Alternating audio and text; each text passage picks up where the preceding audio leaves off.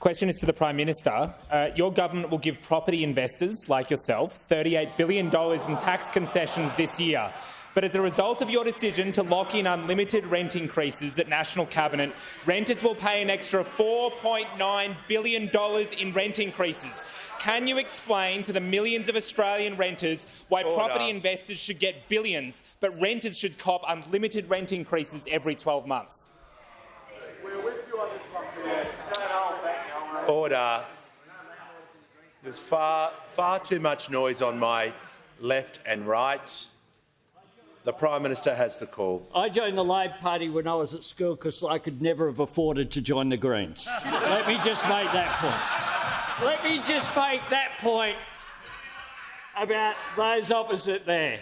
Those opposite there. I joined a party of working-class people who aspire to a better opportunities and a better life for their children, and that is what we do. We also want to make sure that we have serious housing policy, and the policies put forward by those in the Greens political party are considered by every single state and territory government, every economist, everyone in the property sector, that what they will do is make it harder for renters, not easier. Harder for renters, not easier.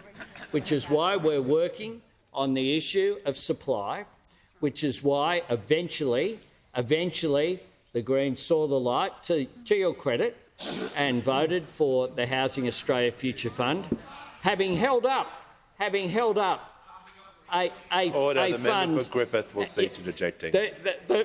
I take the interjection because he said after we got more money. The big complaint from the Greens party after we announced the Social Housing Accelerator was that they didn't know about it. They didn't know about it was the complaint. Why didn't you tell us about it was what they said. Because what we will do on this side of the House is always take every single opportunity to put more money into public and social housing. That is what we will do.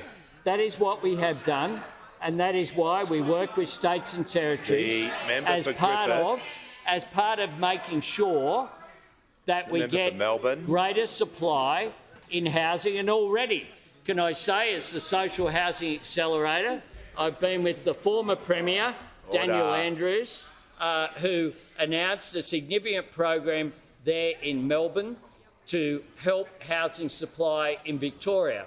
I then have started the Social Housing Accelerator program in Sydney as well, with the New South Wales Premier Chris Minns, when we went to the electorate of Banks to announce a classic example of something that should happen, which is for 3 dilapidated homes that were uninhabitable to be knocked over and to build in its place 11 or 12 purpose-built 1 or 2 bedroom homes which older Australians can have. Now, that will boost housing supply. After the former coalition government in New South Wales left office, there was less public housing than there was when they came into office 12 years earlier. The Labor Party has, in our DNA, support for housing. We will continue to do so.